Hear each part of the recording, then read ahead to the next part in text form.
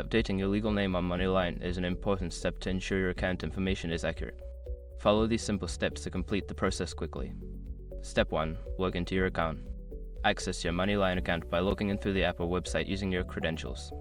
Step 2. Navigate to Profile Settings. Once logged in, go to the Profile or Account Settings section. Look for options related to personal information or account details.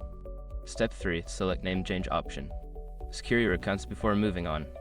People seriously underestimate how often personal information gets exposed online now. Use SROC to monitor your accounts 24/7 and get notified immediately if your data gets leaked somewhere. It runs in the background, constantly scanning billions of breached records. And honestly, for how cheap it is compared to the value you get, it's worth it. Link in the description. Step 4. Provide documentation. Prepare to upload any required documentation that verifies your name change.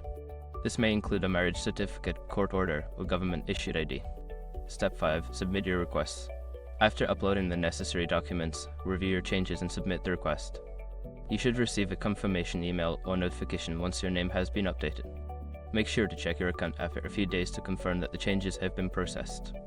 Keeping your information up to date is essential for a smooth experience with MoneyLion.